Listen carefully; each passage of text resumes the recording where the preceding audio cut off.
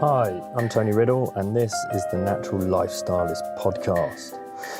So, way back in December, I had this crazy idea that I was going to run 900 miles from Land's End to John O'Groats in 30 days. But not just that, I was going to do it barefoot.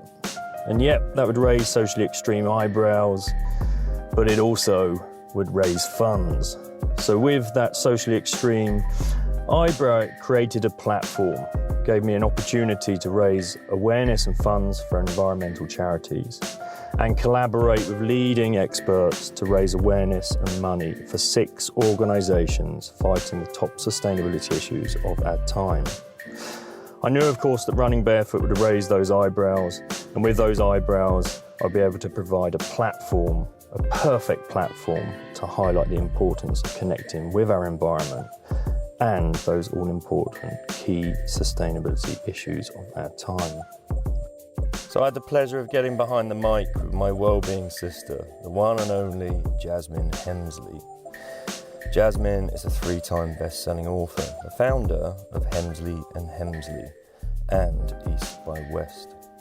A TV presenter with a show broadcast in over 25 countries, chef, food and health writer, restaurateur and nutrition and wellness expert.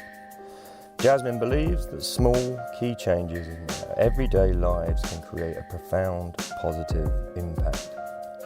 Even in a hectic modern world, health, well-being and happiness are well within reach. She encourages people to take their health into their own hands, using great nutrition, mindfulness and balance as tools to build a strong, healthy and vital body. And we discuss exactly that. The conversation flows and we discuss everything, well-being, from doshas to digestion, sustainable humans to sustainable fashion. Jasmine has a real beautiful soul, and to put it more simply, just wants to help us all be more human. I hope you enjoy the conversation. So I'm here with the lovely Jasmine Hemsley. Hemsley. Hemsley. Oh, goodness. Why do I keep saying Hemsley? I'm going to call you Riddle. Tony Riddle. Okay, let's start again. I'm here with the lovely Jasmine Hemsley. That's right. Because I keep getting that wrong. I must have been getting that wrong for years now. And years and years. I laugh. I answer to it. You might as well call me Jasmine Hemsley. So, you know, when I started out on this idea of embarking on this huge journey, not life, but the 30-day challenge, you were one of the first names that popped up. Because it's been great witnessing kind of the evolution of Jasmine. Because I first met you, I think, on a Vivo Barefoot shoot, right? There was you and Melissa, and we were going through techers, and how you should stand for the perfect shot, for looking like the running pose. So it's perfectly aligned with today, right? As I've just been finding that perfect pose for 20 miles before getting here. Had you just seen me walking up the road, you would never have guessed. But anyway, back to that.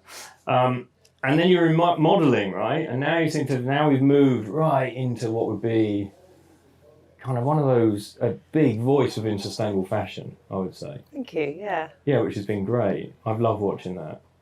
So let's talk a little bit around that journey. What happened? What happened from that moment with Vivo Barefoot, a bit of modelling, to the rise of, I'm not going to say wellness guru, because you probably hate guru like I do. I just don't like being labelled as that. So wellness, well-being expert. A voice in it, yeah. How does that sound? Very good, very good. It's a nice little intro, isn't it? Yeah, it was really nice. I'm kind of jealous of your beard chin rest thing. It's great. It is. I do it so that, because otherwise I get this. And it really annoys people. I did have to do a podcast once where they told me to plaster it to my chin. Never be jealous of weird, Jasmine. No? I don't think, no. Look a bit weird. Careful what you wish for. Yeah. Not sure how sustainable that would be. How did I get here? I guess I just began to not open just my eyes, but my other senses to the world around me a bit more, and also turn in a bit more. So I just became a bit more aware of my actions and of my inner world. But this has all happened on a very, very, very slow, snail-paced in many ways, way, because I didn't have an epiphany, or I didn't suddenly think of a business plan. In fact, I kind of fall into a lot of things I do, And it's only in retrospect I realised that I had at one point kind of manifested or decided that this is an area that I saw myself in. Yeah, it's not like it's a complete rudderless ship. No. You might think that when you watch me in my day-to-day, but I am a bit all over the place. But, you know, when I do get quiet and I do daydream, I do see myself not really knowing what my job is or calling it a particular action or title. It's more, I kind of feel where I want to be existing. And I think, you know, I don't have that much to report from my teens and my childhood, but, you know, there are times when you feel a little bit like you don't really know what's going on. It's all kind of happening, and I would say anxiety was quite present, or at least, you know, sorry, Mum and Dad, worry was a part of my templates. Yeah.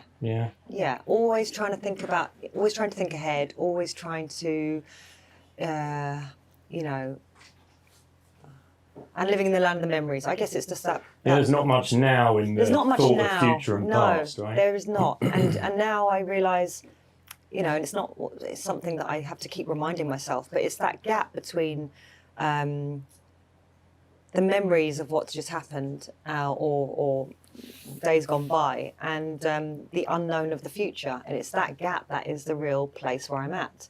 And how do I enjoy that gap? How do I enjoy what I've got now? Or maybe not even enjoy it. How do I just experience it? And it really just started off, I guess, from wanting to eat better, or really kind of understanding that my mother's food made me feel great. And then there's this idea of what healthy food was back at the time when I decided that my mum's food was what was making me feel great. So let's say the late 90s, and suddenly eateries started popping up, and suddenly I started earning money, and I would go out and, you know, start to eat at different places. And I kind of realised that food didn't make me feel nourished. And then I thought, is it just Filipino food? My mum's Filipino, my dad's English. You know, I kind of realised earlier on I like wet dinners. And I also have a taste for green food. You know, I was lucky that my mum put a lot of greens in my food growing up, so I like that bitter, astringent taste. But I also loved all meals. I loved culture. I loved trying different dishes. When I watched TV and watched chefs, you know, go around the world cooking things, and, you know, I didn't have access to any restaurants. The only way to taste that flavour was to cook it myself. So I began to cook. And then I entered the world of modelling. And that's where you realise, you know, you start getting on the, got to be healthy.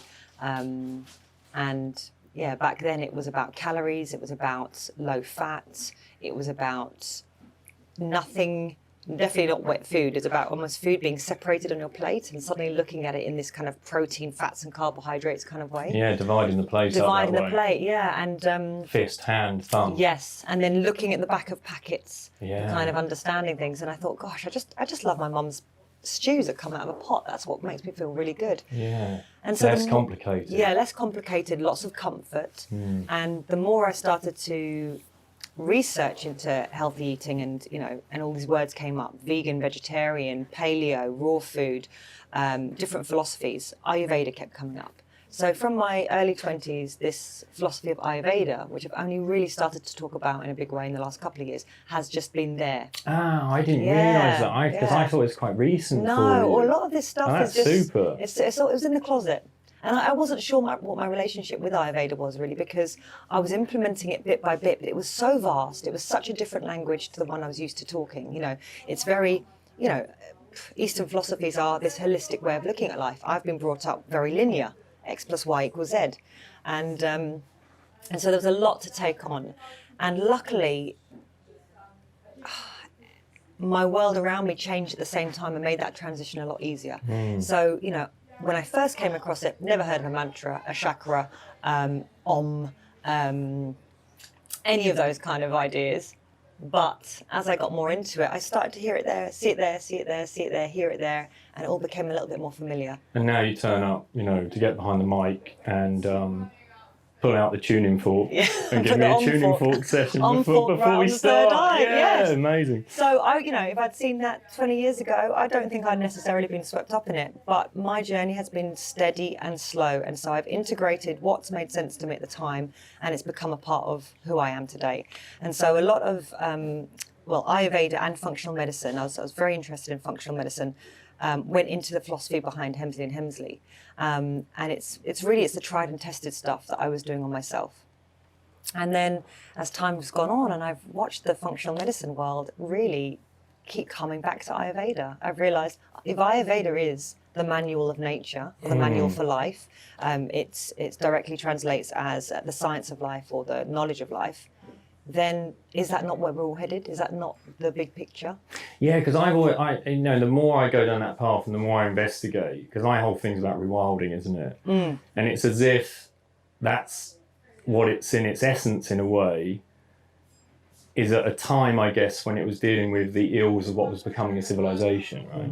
And farming. And then returning people back to what would be that holistic balance again, which is introducing them to a natural way of living again, Yes. Is that right? Absolutely. There So we go. Ayurveda is, it's really understanding that you are nature and you are of nature. So there is, to be able to kind of take a human and say, this is exactly what you should be eating, doing, thinking and saying, we are constantly evolving. We are, the only constant is change.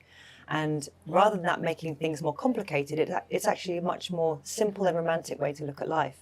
You know that you are always changing. So stop holding on to everything. Go with the flow, find your flow, be flexible, be water off a duck's back. And remove the control. Remove the control. And for someone who had a lot of worry growing up, control was, I didn't know that I was holding on to that. When I look back now, I realise, I'd really, beat myself up if I went over my credit card limit. That's or an if inherited mechanism, isn't absolutely, absolutely. And funny enough, meeting Nick 16 years ago, he never beat himself up about anything. I thought you were going to say it just ramped things up. No, it ramped things up, and I was thinking, gosh, he's so irresponsible. Yeah. And the more I looked, the more I thought, as long as he kind of learns and acknowledges and, reflects a little bit, he's actually got it right. Why am I beating myself up for something that's already quite painful?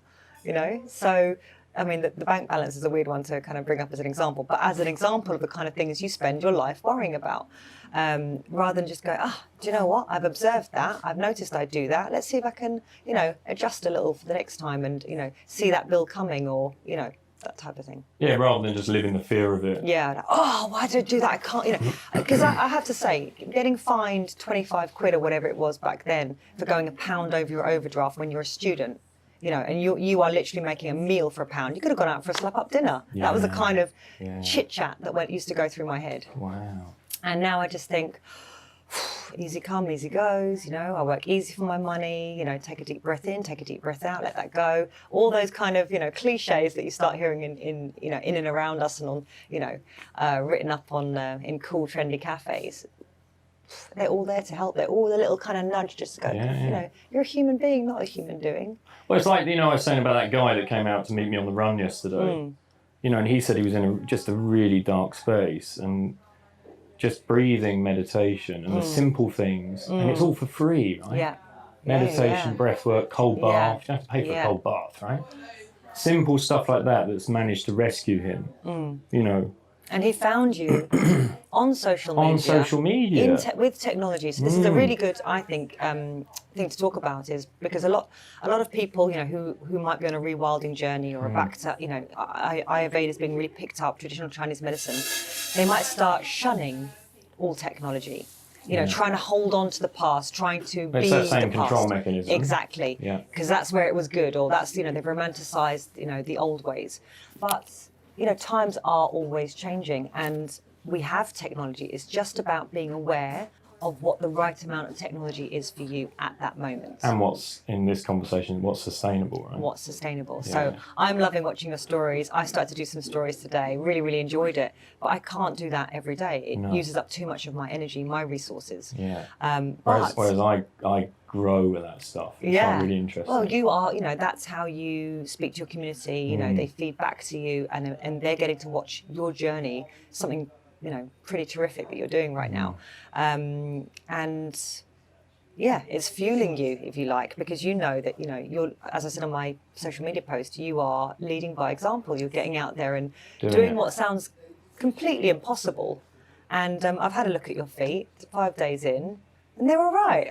They're not bleeding stumps, which might I had to hand Jazz a tissue to wipe the soot from the side of her mouth, but yeah, she's all right. No, he was showing off about how dirty his feet were, but honestly, 2 minutes with me in the garden and my feet look the same. Yeah, they're dirty, but they're in great shape. They're in great shape. Yeah. And so I think, and I had a lovely lady come out and meet me, who we should Len Samai on Instagram, and she is from Taunton, and she knew I was here, and she just said to me, she's a therapist herself, she said that my book has helped her greatly to keep her energy going at 100% so that she can carry on what she's doing. Well, it's beyond that, wasn't it? I mean, this lady had a stroke, right? Her digestion was out. It's completely healed her digestion, and her symptoms are she's on the path to recovery, right? That's hugely transformative, right? Yeah. Quite empowering message, wasn't it? Yeah, we both had goosebumps. Come on, James, where's the camera?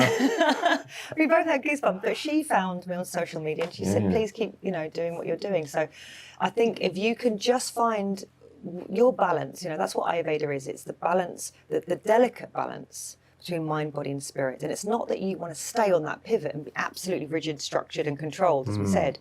It's that, we've got to have some movement, otherwise life's not interesting. So you can pivot this way, pivot that way, and smoothly keep coming back. A couple of doinks, up and down, recover quickly. That's, by keeping near the balance, near the pivot point, you can recover quickly. That's a strange noise. should we clarify what that is? Oh yeah, so we're in this amazing space. It's a zero waste store. Lesser Litter. They're at Lesser Litter on Instagram. Go give them a follow. And they're refilling jars at the moment. Not jars, no. Cloth bags right behind your head. Someone filling a bag. Is it coffee? And isn't that amazing? She's got a baby carrier strapped to her front, and she's filling up her little cloth bag with coffee. So it did sound like someone was having a pee. Is that what it sounded like? I thought so. God, my peas don't sound like that. It was a trickly one. Okay, right. We might edit that bit out. No, we're not. Let's keep that. We'll keep that. So, okay, so when we were talking about balance, so I met your guy, what was his name? Dr. Matthew. Yes, Shijo Matthew. Yeah, because up until that point, I've always looked at digestion, I looked at cellular stuff, and it was a different approach because it was about understanding my dosha, Yeah. And suddenly it was like, okay, because there's certain stuff that was being flagged up for me through having a stool sample, microbiome test, and cellular work, so blood work. And there were certain food groups within that system that then perfectly aligned with dosha as well, which is quite interesting. Yeah. I think can we go into doshas a bit? Because yes. I find that stuff's like just powerful. For sure. I mean, I the science and technology we have at our fingertips now is immense. But I still believe that it's the power of the person interpreting it, still putting that together and building the big picture. Because, we can measure with incredible accuracy certain things going on in the body. But again, everything's about the balance, We all have E. coli in our body. E. coli sounds horrendous, but the right amount is okay. Yeah, it's that symbiotic relationship. Exactly. When it's out of balance, it's a dysbiosis, right? Yes. On every level. Yes. Could be microbiome in the mouth, it could be skin, it could be gut, it could be anything, right? So I feel like we need the people to interpret those results and build the picture. And I also believe that we ourselves are the best person to kind of begin to understand ourselves. And that's what life's journey, I think, is really all about. I'm with you on that. I honestly feel that part of this process for me has been like the reboot, reconnect, rewild thing I talk about is about those innate abilities and getting back to that position where I honestly think we would have been, again, moving through a landscape and knowing exactly what we needed. And part of growth now is to find the people along the route to help interpret that so we become more skillful and therefore we can return to being those innate wild beings. And then the younger years, they inherit that new information. Do you know what I mean? So we have to go and do the work, don't we? Oh, look at Gen Zs now. They're just completely, fashion brands, any brands just don't even know Who how to are they? market these guys. The Gen Zs. What are Gen Zs? Gen Zs are like the ones in their 20s, aren't they? They're the Gen ones, Z, I'm they like, operate I on am a such. completely different level. They're thinking differently. They've grown up on technology. Oh, because James is 23. James, what's a Gen? You know, are you a Gen Z? Are you a Gen Z? I think you're a Gen Z. Yeah, gave a little eyebrow there. Gen Z behind the camera. Gen Z. It sounds very cool. It does sound like Jay-Z. Jay-Z, Gen Z. So the doshas. So for anyone that knows or doesn't know about Ayurveda, they have these. Ayurveda uses descriptions to build a picture. So our senses are very much involved in building that full picture, and the doshas are really the 5 elements in subgroups.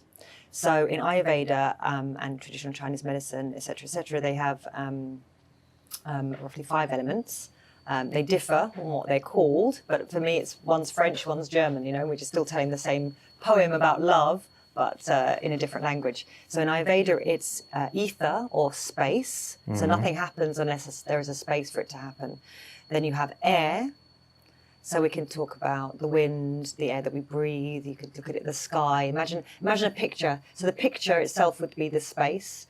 The air you could. So space you could interpret as like even universe, right? Exactly. Okay, right. Exactly. Okay, Nothing cool. happened. There's no big bang unless it's within that space. Yeah. And then you have air, which we can look at as just the sky. Then you've got fire, which you can think of as a sun, or maybe a fire in front of you, a bonfire, or maybe the fire in your belly, or the fire in every cell in your body that's combustion. Then you've got water, which you can think of as the sea in the picture, and then you've got earth, which you can think of as the ground. So when I first started hearing about the 5 elements, and I did a form of Wing Chun that was 5 elements when I was younger. I loved it when I was doing it, but I didn't really think it had any relevance to my life today. And it was only when I was, I remember being in Croatia camping, and I looked out, and there was my view, and it was the sun setting, and there was space, the air of the sky, the water, the sun setting on the water, and then the earth below. And I thought that's the 5 elements. And what Ayurveda is saying is we can use those 5 elements to describe everything in and around us. So we're sitting on Reclaimed wood. Driftwood. So we could say this is very earthy. It's really earthy. It's solid. It's big, in comparison to maybe a piece of plywood, which would be more. So this would be made of earth and water, right? Earth and water, yes. Yeah, and if we dried this out a bit more, it would be much more earth, because it would have lost some of its water. Yeah. So if we dunk this driftwood back into the sea, where it drifted in from, it would have more water than a piece of driftwood sitting out in the sun. So it's just comparisons. It's not pigeonholing necessarily. It's just using it to compare the qualities around us. And so what Ayurveda has done is put those 5 elements into 3 doshas. And because this 5 goes into 3 is not nice and exacting as we like it, it can be a bit confusing, but let's say. Remove the control mechanism. Remove the control mechanism. So we take the first 2, space and air, combined to form vata. So vata, a Sanskrit word, we can call it very roughly air, but it's responsible for any movement in the body, any messaging, the nervous system, the breath going in and out. So movement within the body, vayus, is vata. Then we have pitta. So pitta is the elements of fire and water. So it's hot, liquid, spreading, oily. And then we have kapha, which is the earth and water. So pitta and kapha share water as a shared element.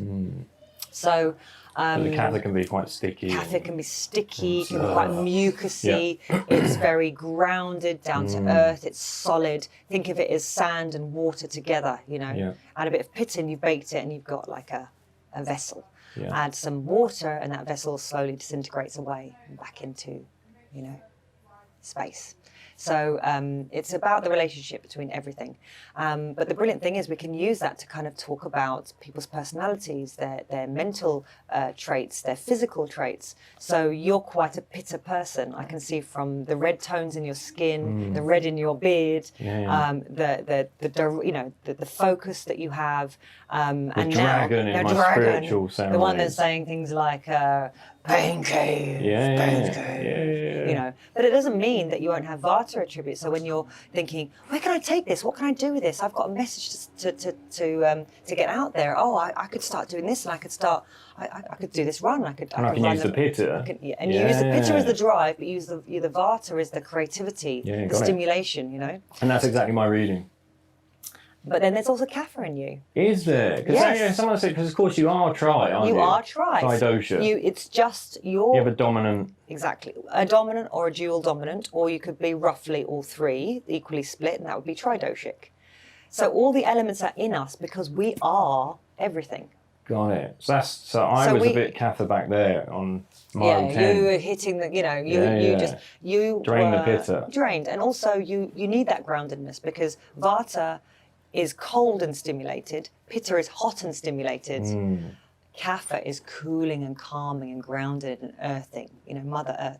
So although we say here when we're looking at this wood, it's very Kapha with some very earth with some water, but it's also got air and space in it. It's got you can see there's literally space in between in between the pieces. My bum cushion.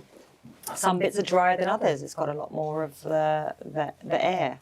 So it's all in us. It's just what is your dominant dosha type. So people will say to you, what's your dosha? They mean, what's your dominant dosha in the mind body? And that's generally meaning what were you born as? So your prakriti. So we're all born with a kind of genetic constitution. And mine is Vata Pitta. But because of the work I do, and I live in London, a very Vata environment, a very Vata Pitta environment actually, but it's currently coming into autumn, which is a Vata season, cold, dry, rough. I didn't think of that, right, of course, the seasons are in there. The seasons are in there. So you think about a tree, what are they called? Not deciduous, perennial? Or a tree that goes through, the cycles from the fresh buds in spring to the leafy abundance in summer, and then drying up in the autumn and becoming crisp and curling up and changing colour, and then falling away and becoming covered in snow and soggy, and that's very Kapha. So that happens to all of us. So as we move into autumn, actually, science is research shows that it's actually a very anxiety-inducing time. Whether you put that down to the end of summer fun, the light levels dropping, that back to school feeling, the darker nights moving in. Ayurveda would read it as that, plus the idea that it's a Vata season and therefore Vata has an effect on your nervous system, and that's why there's this collective feeling of a little bit more grumpy. Yeah, it's the best word irritable, for it. Grumpy and irritable, So really, being able to combine this stuff that we're discovering through science and the ancient wisdom, we're just building an even better picture, So I love that they're talking about Ayurveda in Parliament.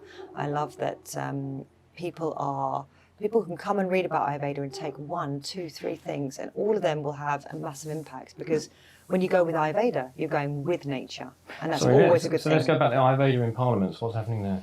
They're just, if you think about the NHS is struggling, it's a disease management system. Well, I got to see it. My mum had pneumonia at Christmas. She got rushed in on, I think, Christmas Day, and she had a good few weeks in the hospital. And they do an amazing job when they're in there, but it's just the worst environment. It's like the worst environment for healing an organism, right? Beep, beep, beep, beep. There's a noise, there's a sound, bright light, lights on, really, really harsh lights. Overly hot, windows shut. And talking about sustainability, the amount of waste. Yeah, it's insane. Yeah, right? and then people, are low energy, low vibration around you. It's a place of sickness. It's a place of sadness. Then obviously they're nuking the food. So this is food that's sat in storage for how long, or come from somewhere else, and then it's sitting around, or it's been vacuum packed, and then it's nuked, and it's got no prana. Yeah, it's or not chi. food by then. It's not food. No. And there's not enough staffing. It's my dad had cancer 3 times, and so over 15 years, we were in and out of hospital, and it's a very difficult place to heal. Even though on a physical level they can do so much for you, mentally and spiritually, it's a. And is that where we're seeing Ayurveda coming in? Do you think it's coming in? I think we're looking wider afield.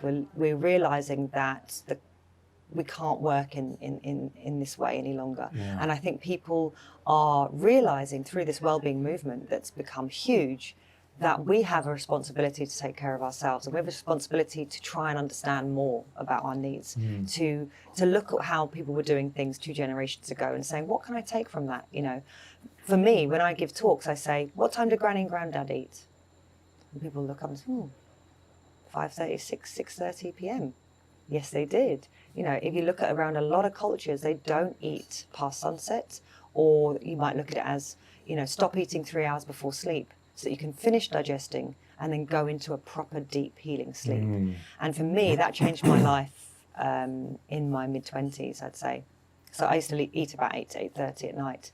Yeah, there's lighting implications in that as well, isn't there?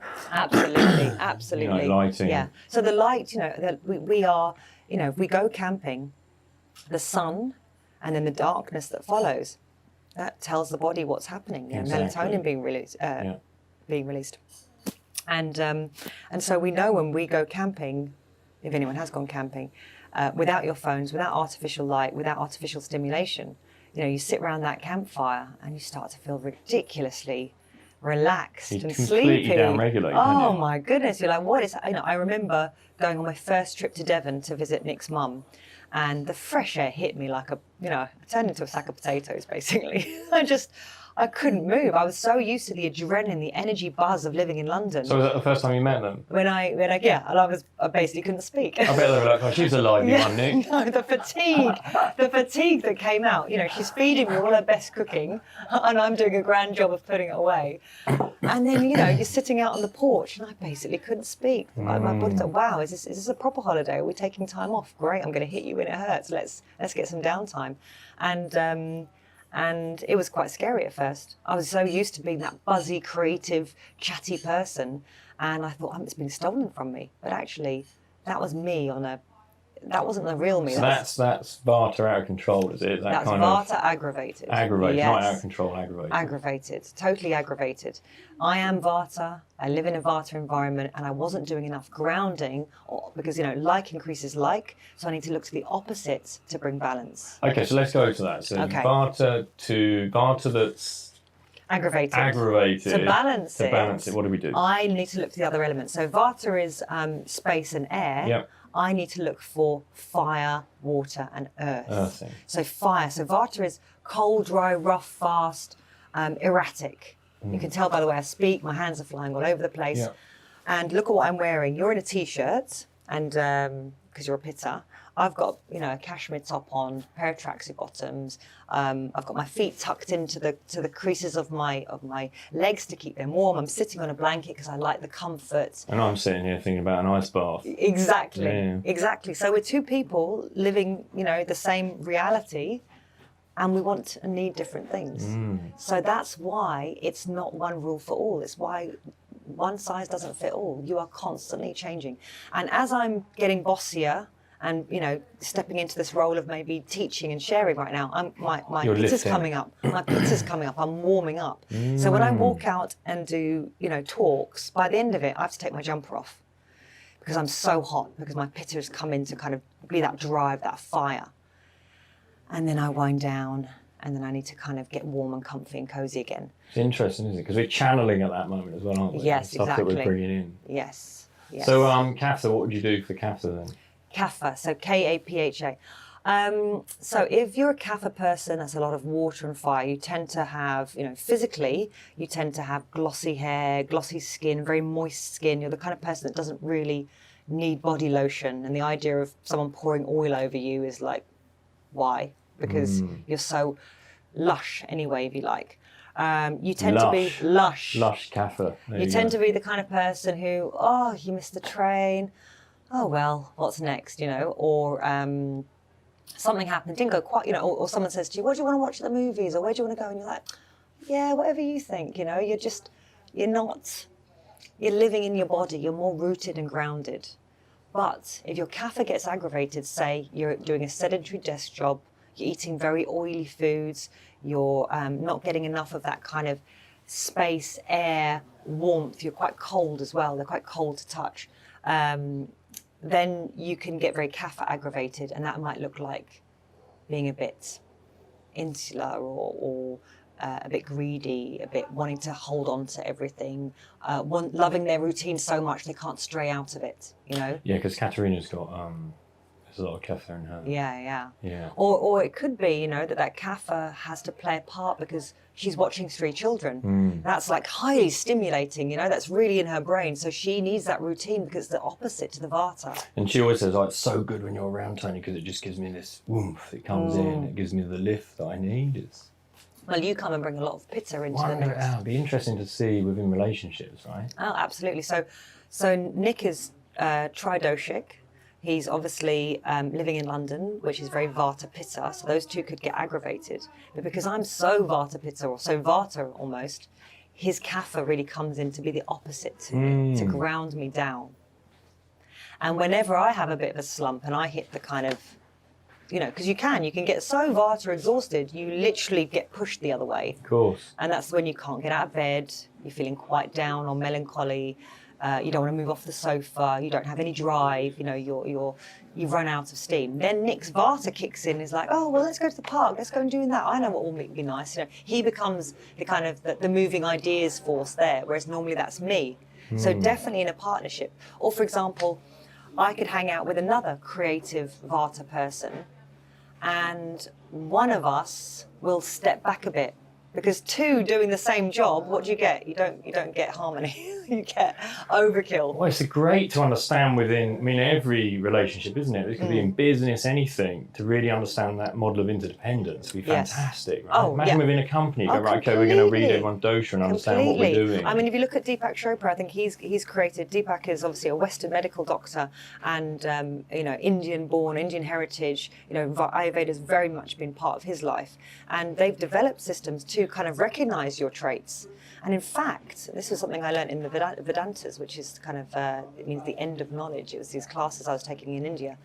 The actual caste system in India was designed, well, not designed, initially it was to understand what your qualities were and therefore to do a job that suited those qualities. Do you know what I mean? So if you are someone that liked routine, liked to just do a job, go home at the end of the night, switch off, you know, didn't aspire to be the top of the world, then why would you be pushed into a top of the world job, you know? And if it removes like competition, removes inadequacy. You get to do, you know, what do they say in Instagram, you know? If you do what you love, it doesn't feel like work. And yet when we go to school, or certainly how when I went to school, if you weren't academic, you were just left by the wayside, you know? And that was just focusing on one form of intelligence, you know? Yeah, totally. Out the window when, you know, I think I can remember, I think I cross-stitched one bookmark. I think I made a pair of Bermuda shorts when I was 12, and I think I had to sit through, and it was extremely painful at 14, how to cook rice, which I'd been doing since I was 9, you know, at school.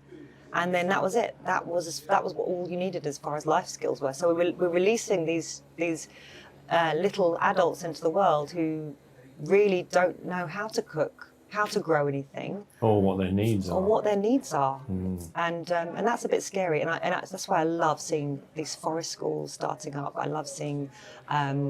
My friend George Lamb has created an educational program called Grow, and they're doing their first harvest festival on Saturday. Oh, brilliant. And it's getting the children back on the land, those skills, you know. And all these things were seen a couple of decades ago as beneath some people, or maybe not a good use of intelligence, or maybe a little bit like backwards. Which is a shame. A shame. Lost skills, you know. Put us in a forest, and apart from 2 days in the brownies, would you know what to do? Yeah, it is interesting, isn't it? Because I mean, if you look at the natural beings of the world again, it's so sophisticated, that depth of wisdom. You know, just think how many plants there are in the plant kingdom. They have that identification of plant. and then again would understand naturally, I guess, not knowing the term dosha, but would understand those personalities and energy types within their tribes. You would just be naturally able to read it. You wouldn't know how to. Exactly, because you just be. Yeah. And they know exactly, again, how to make the whole tribe grow rather than just have a tribe of independent people. Yes, all wanting to be the best. It's all one organism again. We all work together. And again, it's not so, what's the word? It's not so pigeonholed that you are the one that collects the sticks and therefore you are only going to be collecting sticks. No. It's not at all. So a way I like to describe it is, imagine, I don't know, going for coffee or going to the shops with one of your mates.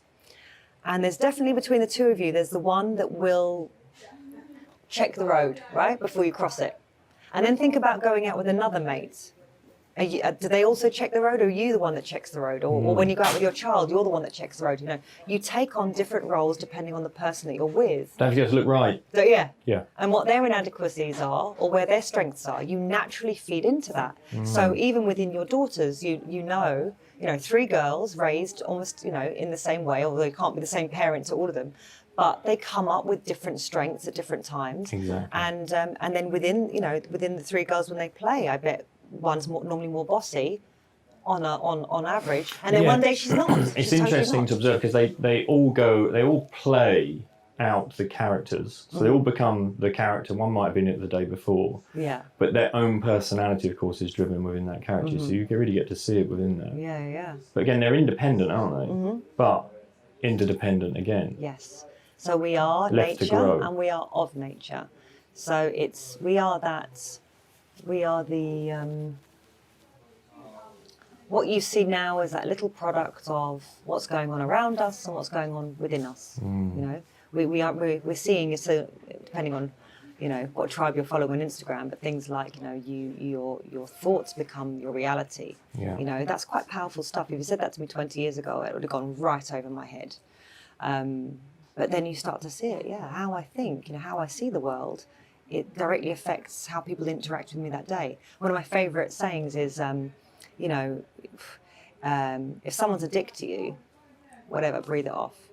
If everyone's a dick to you, you're the dick. Yeah. And that's really powerful, because if you are having a shitty day and you're wearing it on your face, people are going to have a. It's perception, isn't it? Yeah. Yeah.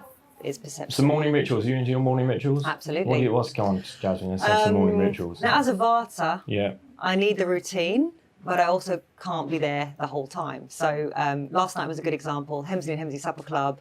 I ate a lot later and a lot heavier than I normally would.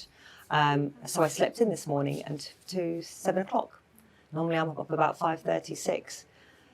5-10 years ago, I was not a morning person. Now I realise I'm cashing in on that energy of the day. So for me, waking up as early as possible, having had a good night's sleep, is when I feel my most energised. I get to do a bit of movement.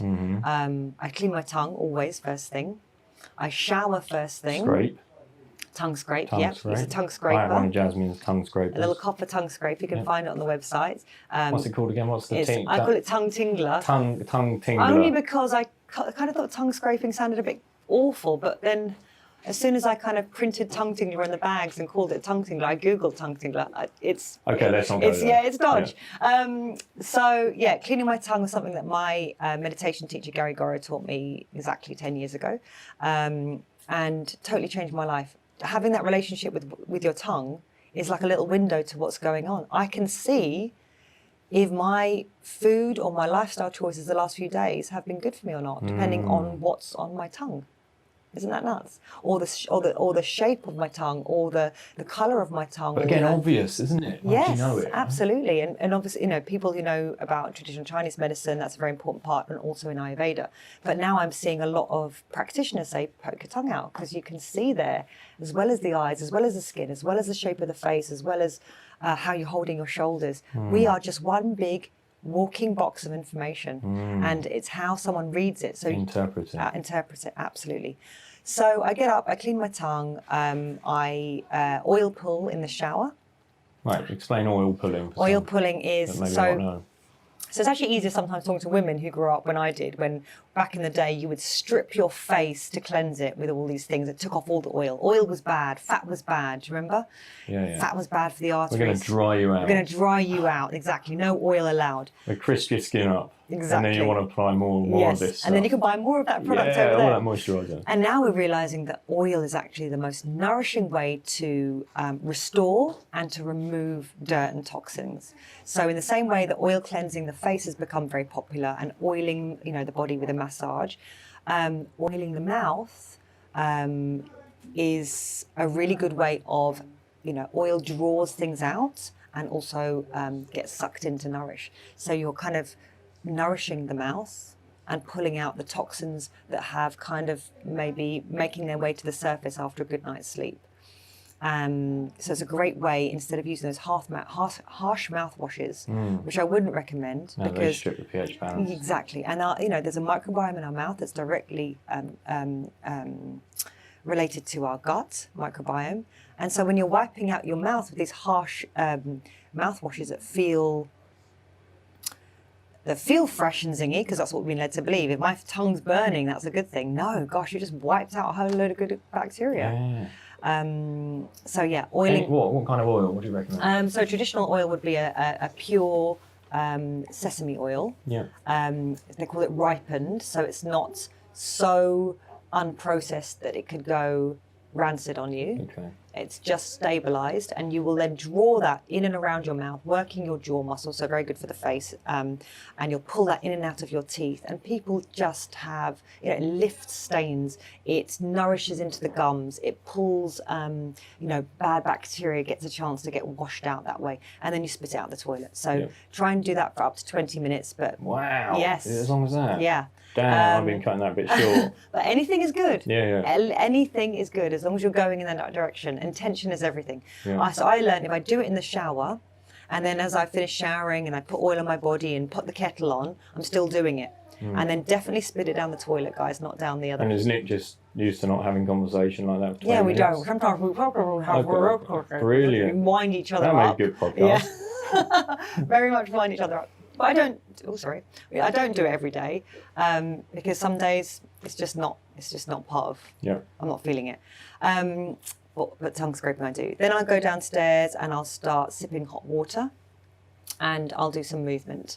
So having this time also helps me get a little poo on the brew going. So it's a nice time to then have a little dump. Yeah. And that is very bowel important movement for me. going. Bowel movement, yeah. Because if I, let's talk about how I used to wake up. I used to eke out that every minute that I could out of my sleep because I go to bed too late. So I'd wake up to a blaring alarm. My body would be like, right, Jasmine, you've got this, another day, get on with it. Jump out of bed. Oh no, a couple of more minutes. So you're playing with yourself there. Then you finally get up and jump in the shower, smash down a coffee, straight out the door, no time for bowel movement. Completely upregulated. And then my body just holds on to that bowel movement, probably 80% of the time for the rest of the day. And even overnight again, until I get a moment the next morning. And you feel relaxed. And then you feel relaxed, yeah. So for me, having that time to just do all that, and it only takes half an hour. I mean, I do 10 minutes of movement, 10 to 15 minutes of meditation. I sip my hot water and that's done. So I'm adding on an extra half an hour on my day. So even if someone's listening and they realise that, what Jasmine's saying there, even if you pulled half an hour back in the evening, you gain that half an hour in the morning. Yes, for sure. And it's to start the day with the right intention. Absolutely. So you're not walking out the house completely frantic, exactly, stressed out, minus the bowel movement, on edge. Yes. Which is that exact same sensation that comes in with that alarm clock originally, right? And people listening to this, especially young people who are like, oh, I don't really have that. I'm not anxious. I'm not on edge. Any kind of heightened feeling is exhausting. Yeah. So, think about kids at a birthday party, having the time of their life. By the end, they are smashed, they're overtired, they're irritable, basically. Overstimulated. And it goes out of control. Exactly. Yeah. We had an overstimulated Tallulah last night because we moved again, right? So for her, it's loads of change. Yeah, she's discombobulated. Totally out of a rhythm. And she was off her head all night. Yeah. Which means we're all off our head. Yeah. And yet they don't have kind of the... They haven't managed the tools yet, so you really get to see the emotion of it, of what it truly is. They haven't dumbed down that. Yeah. And that's that conversation. So there's people out there going, no, I'm not stressed. I'm not stressed, I'm fine. I don't have anxiety. So I have friends in their 20s, late 20s now, and 2 of them are pitters, and they're very much the same. They're organised, on it. They're hammering it at some HIIT class 1 minute. They're drinking their green smoothies and in yoga the next. They're partying, but they're brilliant at work. You know, they're just the kind of person you want to employ. And one of them texted me the other day. She had to check herself into hospital with heart palpitations. Absolutely and terrified. It's terrifying because I remember it was probably 10 years ago when burnout started. I started to hear it with people in their 30s. And now we're getting people in their 20s with burnout. I mean, that's really highlighting something, isn't it? Yes, definitely. In terms of sustainability, that is not sustainable. No, right? You can't sustain your energy if you are always in this yang, you know, using a Chinese term here, this yang way of doing. You know, always doing. So yang, think of as the masculine energy. It's the energy of being productive. It's something that we massively applaud here in the West, because it means you're getting something done, you know, you're earning money, successful, or you're out there, you're getting on with it. But if you don't balance that with the yin, the feminine energy, the calming, grounding, cooling energy, you know, yang is hot energy. You will literally burn out. That's where that term comes from. And it's such an important conversation because, you know, I mention this a lot, and most podcasts where I'm on, I'm discussing this Peter Kahn's term because I just bloody love it. And it's called this environmental generation amnesia, right? So every generation that comes along, they're born into their new norm, right? So I have a lawyer, Lawrence, who's 72. Sorry, Lawrence, if I got that wrong. I think you're 72.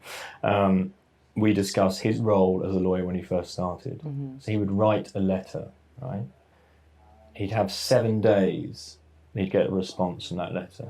They do their diligence, right? So everything will be just so researched, every little detail in there. They know, oh my God, we'd have to write this whole thing out again. And we'd have to deal 7 days, right? Yes.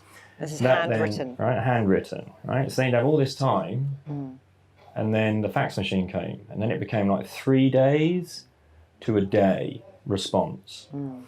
Then he said the internet came, and then to start with, a little bit slow, and then the mobile phone with the internet came. And then he said it's just literally, but people aren't even doing the job properly anymore like they did when it was pen and paper.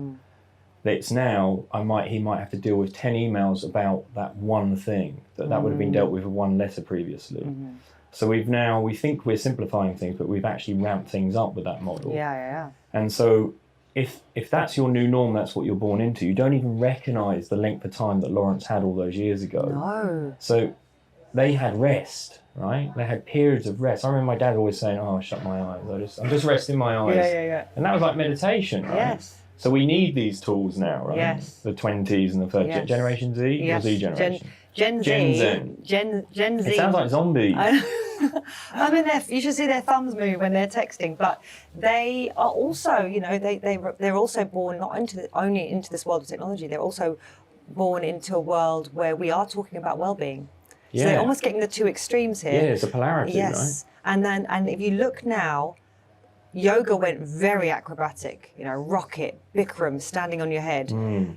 But now we're seeing the rise of hatha, yin, the relaxation. Yin practices are coming through. I do sound baths. You know, people come and pay money to lie down and have a snooze. Yes, you have Sound Sebastian, don't you? I've been to that. I thought it was fantastic. And we're having to schedule that in because society is not allowing us to live the biological norm, as you call it.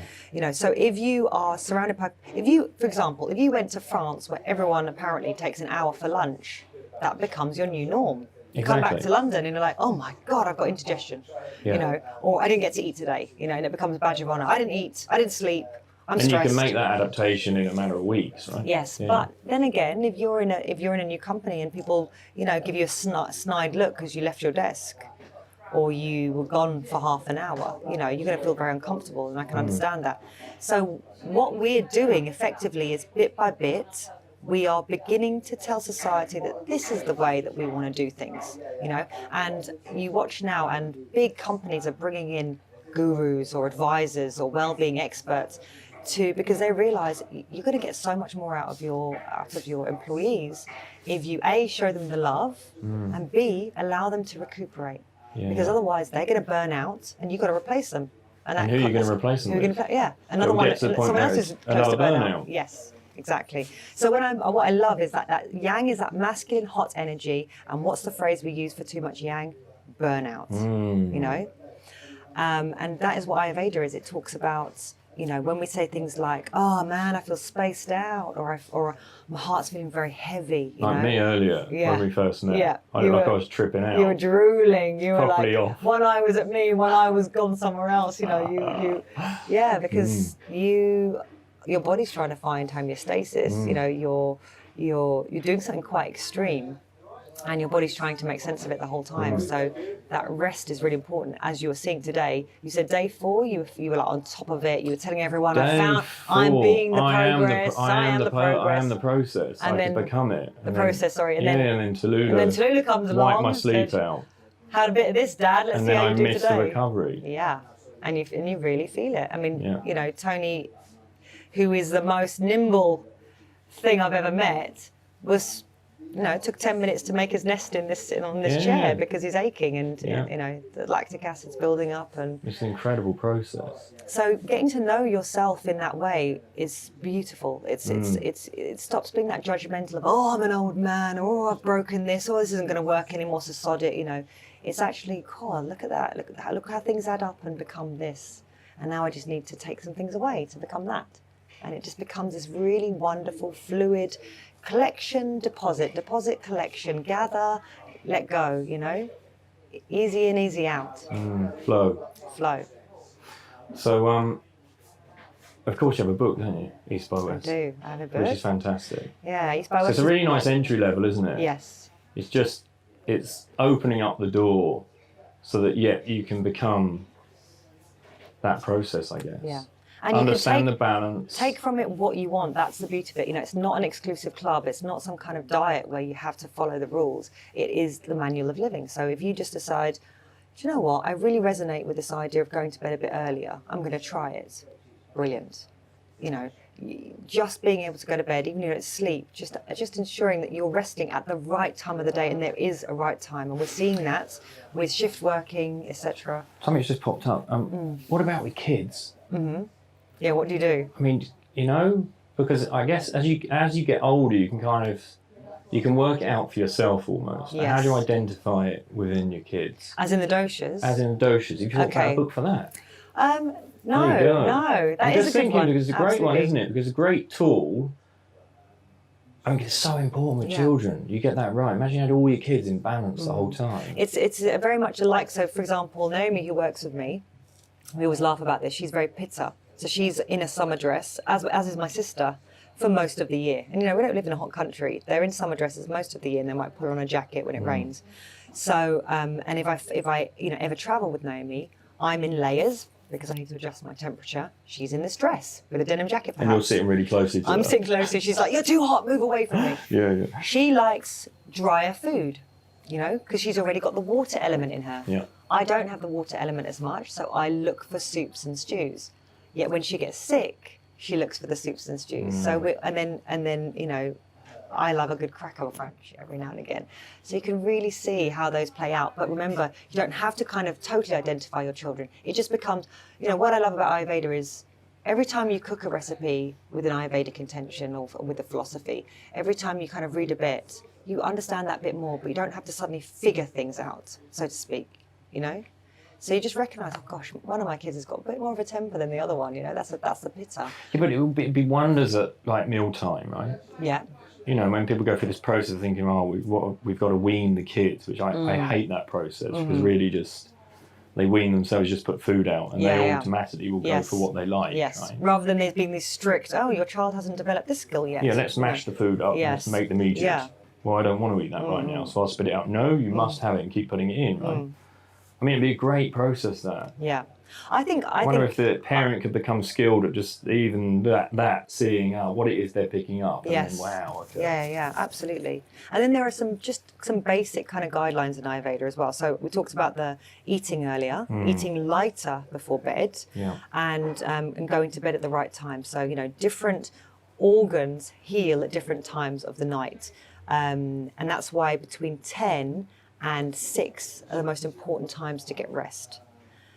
whether you're just lying there, wide awake, just being horizontal, talking yourself into a calm state in a dark space is very, very, very important. Yeah. And you want to be horizontal for at least 5 hours. Yeah. Things like getting up in the morning and showering before you meditate, before you do yoga. People are like, why do you shower before yoga? One, I don't do, hot, sweaty yoga. And two, you're cultivating a chi or a prana in your body, and it comes out in your skin, it's all around you. You don't want to wash it off. So wash the night off, because you've been doing a lot of kind of working through things. Yeah. Start the day fresh, you feel fresh. My mom's favourite thing whenever I was feeling down or upset or sick was, go and wash your hair. Go and have a shower. Because you just feel a bit more together, clean. Yeah. Other things, main meal of the day, lunchtime. This works for most people. It could be the first meal of the day. If you're a kapha, you might not necessarily need to eat breakfast.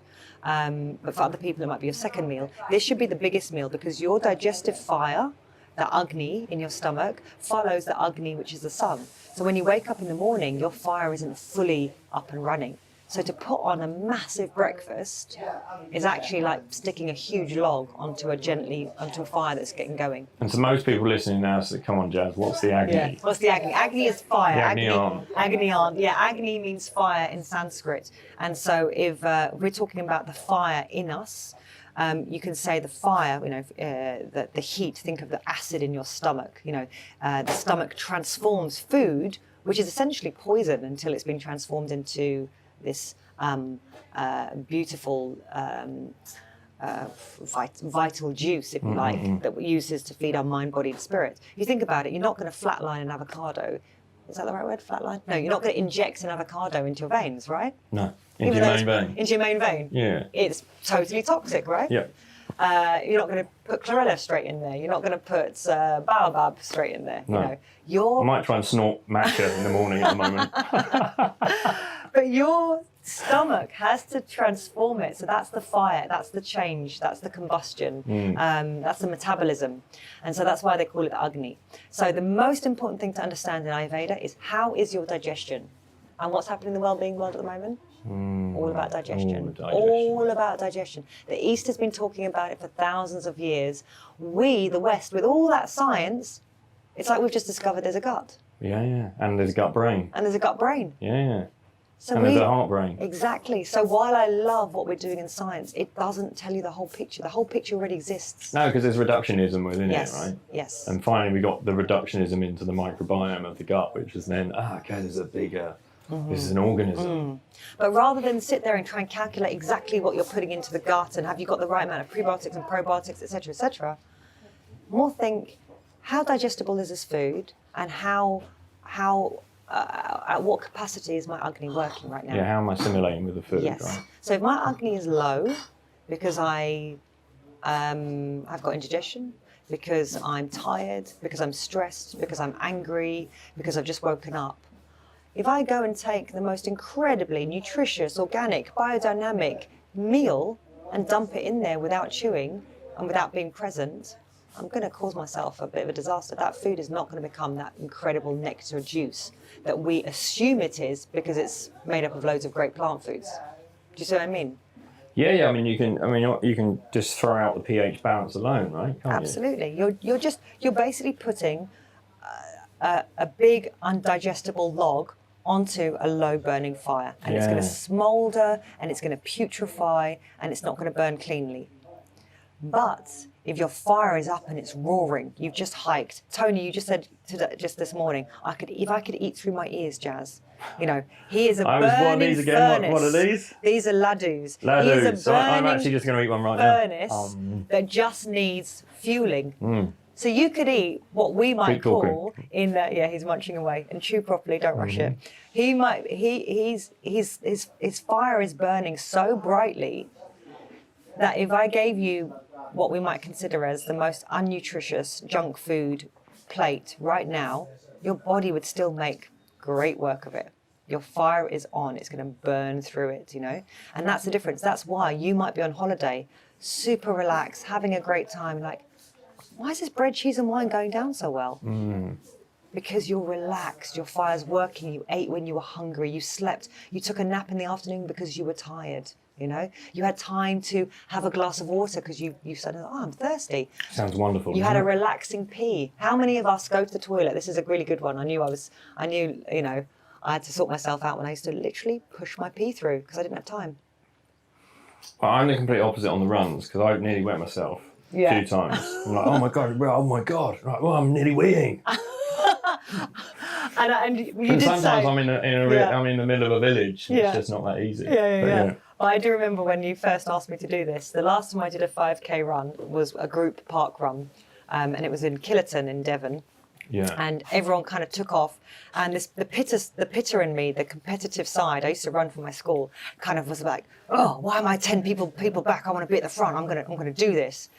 And the adrenaline just took it out of me. I thought I was going to crap myself and pee myself. It was exhausting, and I actually turned to lead before I even got halfway through. It was like my legs were so heavy after that. It was a nightmare. So, have you got any images from that? We can put them up. I'd love to see those. Nick said I looked like death as I came over. The worst bit was that I just kept ahead of this one guy and girl, and just at the last, couple of meters, they just went past me, and I was. It happens. Oh, but yeah, your body is just trying to lose. It's so focused on what it's doing. It just wants to dump anything that's getting in its way. You know, and dumping. When we talk about poos a lot, but. You want to be able to dump it when it's ready to be dumped. Yeah, don't hold on to it. Don't hold on to that stuff. And that's all of life. That's why. Don't push stuff. So we talk about the squat, don't we? Yeah. We did that video, didn't we? Yes, Remember in Santa Gertrudis in Wild Beats? Yeah. And Jazz ripped her pants. My jeans, not my knickers. Jeans, not her pants. Not my knickers. I was being cool. No, pants. we were showing off. Jeans. We were showing off, and there I was like, oh, Tony, it just ripped my new jeans. It was like yeah. But that was talking about pooping. Yes. Squatting and pooping. Yeah. The all-important position. So about, 15 years ago, there was a girl, a friend of mine, she's from Australia, and she was very much into this, animalistic movement. She'd come and stay with me part of the time in the year. And I used to see shoe marks on my loo. And I was like, Britt, what are you doing?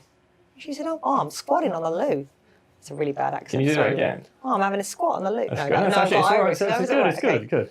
I said, why? She said, well, it's much better if you think about it. You're all in alignment. You're not putting any strain. Gravity takes, I was like, oh, because I wasn't pooing that well, I have to say, 15 years ago. And I took it on board, and it's brilliant. And now I've got a little kid stool. So it's, Yeah, or hit the squatty potty. Or hit the squatty potty. Brilliant. Yeah. I know. But I have, and I've utilised the squatting on a loo seat on times when I've travelled and I'm not feeling like I'm, I need to go, but it's not properly coming, or it's not feeling like a full evacuation. Yeah. And also we can use that as a signal, can't we? Yeah. So you can use the poop. Yes. Now I know I'm stressed. Now I know I'm upregulated. Now I know this because Would you like the doshic breakdown of your poop? Go on. Okay, so when Vata is aggravated, this is great. You'll get rabbit pellets. Okay.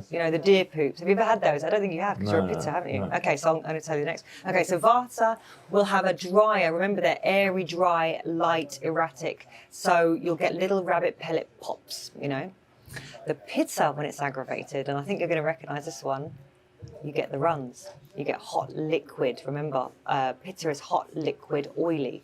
So if your fire is too hot, you're basically incinerating what you're putting in before you could utilise it. You're not burning it, so you're burning through it rather than burning it steadily. Which then overfed, undernourished kind of comes in.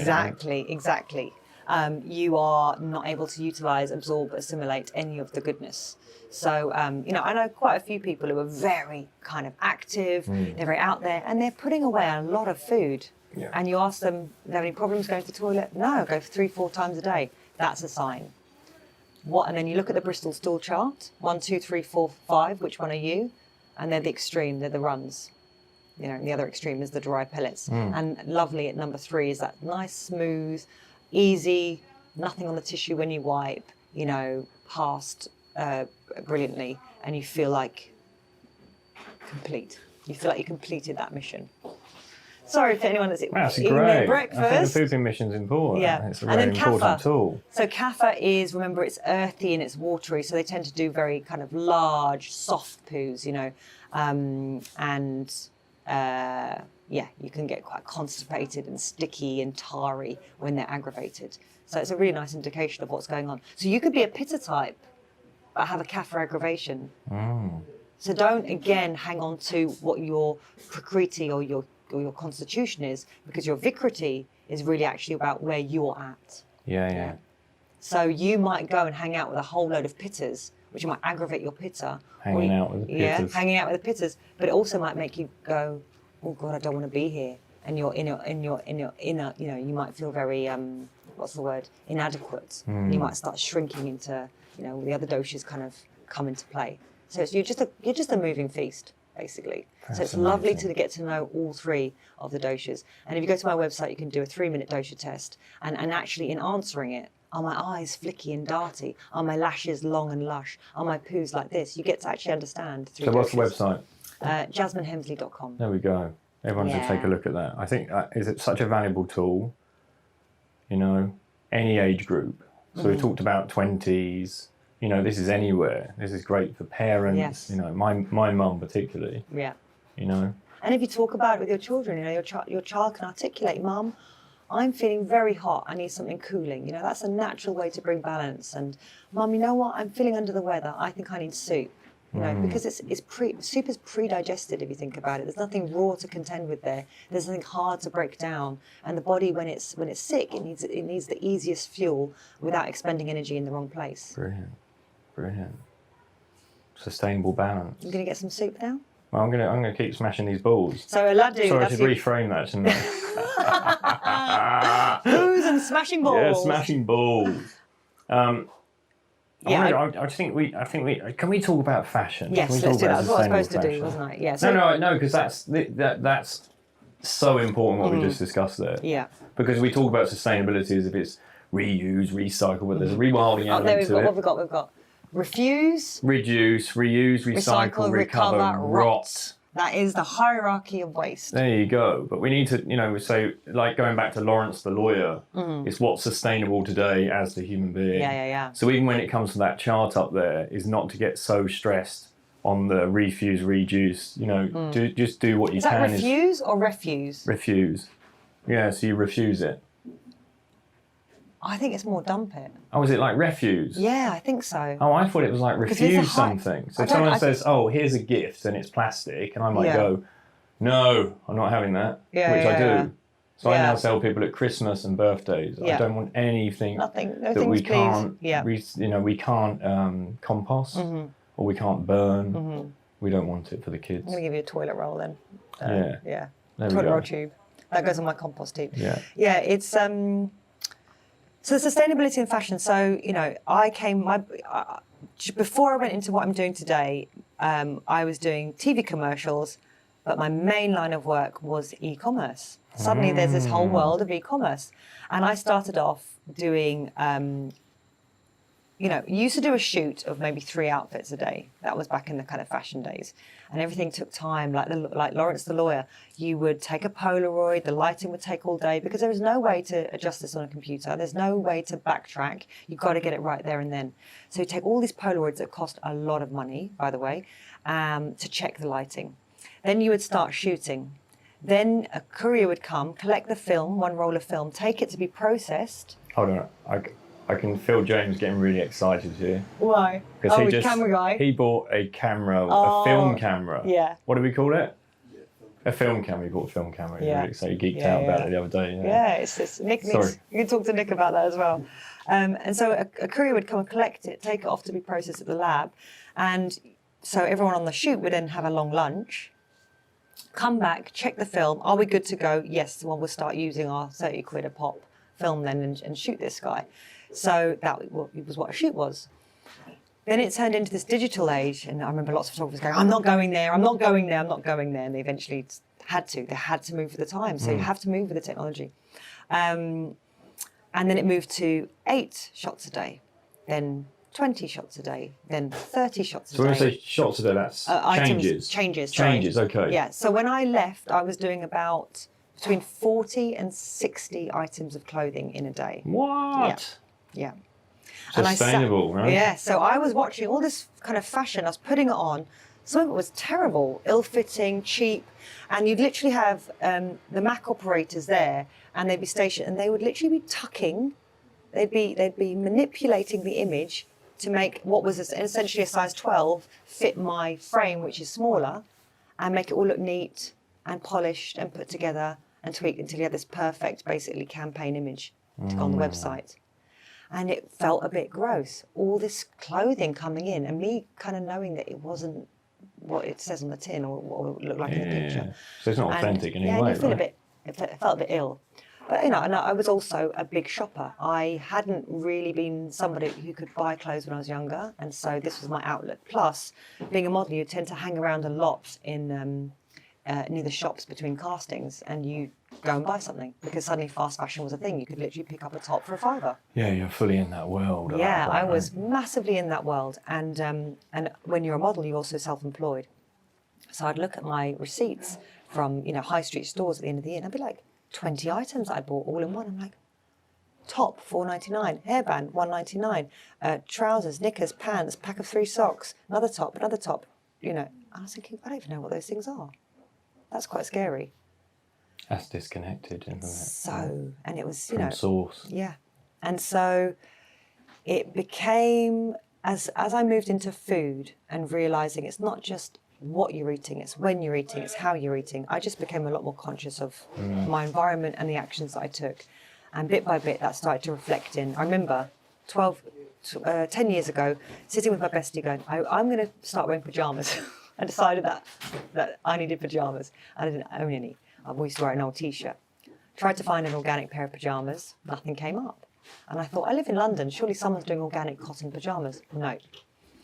Bit by bit, though, more brands, more designers started to come up and do this. And I thought, you know what? I'm going to support them. When I buy new, I'm going to look to these guys first.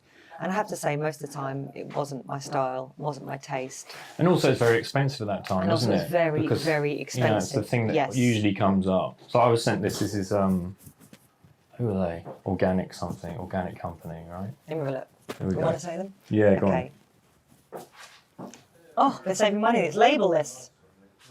So it's so they sent it, and then they said, "Oh, do you mind putting up something on stores?" I was like, yeah, perfectly fine doing it. Then someone wrote to me, "Are you kidding me? How much was it? £95 for a T-shirt, for a V-neck T-shirt and a pair of pants." Yeah. And so I responded. I just said, "Well, you have to understand that. Look, we have to get behind companies like this because they have to go through that transitional phase." Yeah. And we have to respect the monetary cost of that. It's a huge expense to transform from a company that then look at sustainable measures. Right? And how many units are they shifting? When you look at companies that literally make 5p on every garment or every product they sell, but they're selling so many, how do you even compete against those people? Well, it's not just that, it's also the packaging, right? So it used to be like every item would be in its own plastic wrap. Yes. So say this would have come in its own plastic wrap, right? So a friend of mine has a leggings business. She said it started off at, I think 5 years ago, they were getting one pair of leggings. She said, this is nuts, right? We've got to stop this. Can we have this? Yeah. Well, no, we don't have that yet. So they had to go through this whole thing where it went, so the mechanism had to change. The factories had to change. Yes. And that was the biggest cost, right? So that then reflected in how much you could charge for leggings. And that was at that stage to have 10 leggings in one plastic wrap. And then once they had them, they would individually wrap them all in paper and then send them out. So then just the hours alone. Yes. And if you think about it, when you look at maybe some designer brands, the box, so the shoe comes in a shoe bag.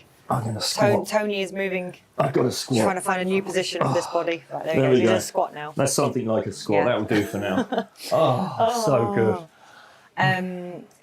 So shoes will come in a shoe bag to protect the individual shoe, which would then come in a shoe box. But then the shoe box was also became part of the offering. So then the shoe box would then be protected by something else.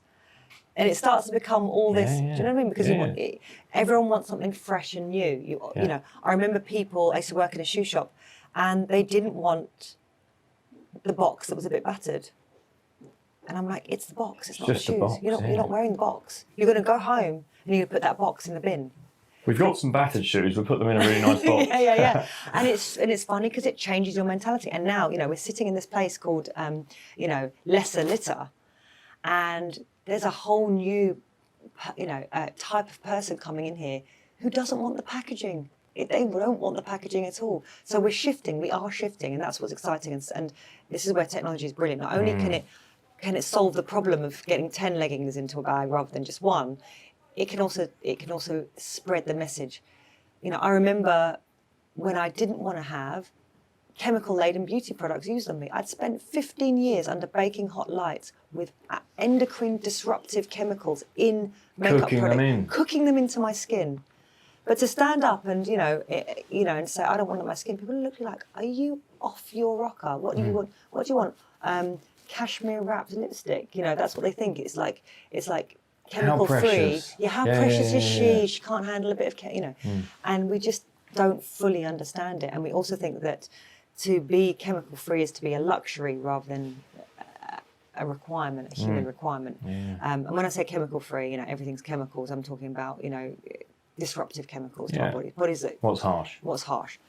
And so I basically started to support these companies, and I've changed my stance a lot in many ways. One of the things I've always been quite thrifty. My parents are both thrifty.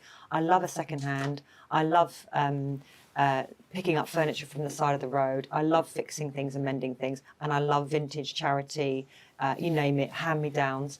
And that's part of my life. So I'm really trying to encourage people who are kind of freaked out by wearing other people's clothes or something that's not new. I've got something on my website that helps you to, shift the energy of the person who previously wore it. Oh, so like a ceremony? A ceremony. Yeah, lovely. Intention-based, or using Palo Santo, or I use sound, or giving thanks to the person that's worn it. Exactly. And then saying, I'm hoping that their energies leave it, and this is now its new life with me. And I think that's important. And I think a lot of these rituals that we dismiss as, woo-woo are important because it brings us to the present moment. Absolutely. It defines our intentions. It helps us to have the right energy in and around things. And also, I do a lot of kind of modeling, if you like, for free. A lot of brands who are on the sustainable kind of track to highlight their existence to other people who are looking for, a new T-shirt or a new pair of trainers, or like Len Samai said, she loved these trainers that I was wearing, and she's worn them all summer, and she didn't know you could get a sustainable pair of trainers, that used natural materials like wool, didn't use these harsh glues, etc. And I'm very aware that yes, when you're talking about a £5 vest, in comparison to an ethically bought 70 quid vest, it's going to rule a lot of people out. It does, but you know what? My friends joke about this, but I bought years ago, 20-something years ago, I bought a Miu Miu jacket. Yeah. I bought a Vivienne Westwood coat. And I still have them today, and they're real classics. Yeah. Right? And everyone, even today, said, where'd you get that jacket from? That's amazing, that. Yeah. And that's the difference. Yes, isn't absolutely. it? I'm wearing, underneath here, this is a brand called Basic, which has sustainable credentials, which I didn't know at the time. I bought it in Australia. Yeah, so is that Organic Basic? Yes. So this is Organic Basic. Oh, it's Basic. Okay, Bassike. No, different one. Okay, mine's called Basic. It's an Australian brand. I'm doing really well as this influencer with this brand, aren't I? With no label. Yeah. To be fair, there's no label in it. And I bought it exactly 10 years ago. I was in Australia exactly 10 years ago, and I still wear it all the time. I can't promise that I wear all my wardrobe. I've got quite a big wardrobe. I'm going to hold my hands up here. But a lot of it is secondhand. A lot of it's hand-me-downs. And I get gifted a lot as well from these designers because I do show things off. But not everything's gifted. I send it back. And I just think I'm even a bit pro-greenwashing, to be honest. Because I love that there are extremists out there that will take it apart. If you say I'm organic and biodynamic and plastic free, and there are experts out there who will tear you down. Yeah. But of course. in greenwashing, we are making it more of a language. I am interested in a vegan lipstick. I don't want my makeup tested on animals. No. I don't want this. I don't want blubber. We don't blubber in my lipstick. That was a thing once upon a time. And so it's changing the conversation. It's making us more aware, and we're moving in that direction. And because it's a competitive market, that's the world we live in. Brands will change. They have to change. They have to change. So we are, some faster than others. We're moving in the right direction, and I think that's what's important. Yeah, so if we individually make such small changes, Yes. eventually that, there's more people get in that bubble. Definitely, in whatever way it is. If you're conscious about one of your 10 decisions that you make, that's progress. That's brilliant. Yeah. And if you think, this is my favourite quote from the Dalai Lama: if you think you're too small to make a difference, try sleeping with a mosquito. I think that's a good. Do you know what? There's one in my room last night. I think actually, I think we should finish it there. Yes. I love that. It's such a good quote. That's beautiful. Nothing winds me more than the sound of that mosquito. That's when you have to practice really good meditation. Jazz, it's been fab. Thank you, Tony. Thanks for catching the train all the way Oh, here. your body's exhausted. I've mentally exhausted you. Yes. Bang. Thanks, Tony. Thank you for all that you're doing. Seriously, I'm glad you're running this and not me. Hey, we're all doing our bit, right? Absolutely. Making waves. Yeah. Super. Can't wait to see you on day 10. Boom. I really enjoyed that conversation with Jasmine. What a beautiful soul. If you feel the need to find more balance, let's face it, who doesn't? Then head over to www.jasminehemsley.com for more well-being wisdom. I also highly recommend picking up a copy of Jasmine's book, East by West. It's a well-being warrior's must and a real favourite in the house of Riddle. If you like the conversation, then please do show some love by spreading the message wide and far. If you have in any way been inspired by my 30-30 Sustainable Challenge, then please do make a donation to one or more of the sustainability and environmental organisations that I am fundraising for. You will find the Just Giving pages in the links. And remember, peeps, we can't all live in nature, but that doesn't mean we can't live naturally.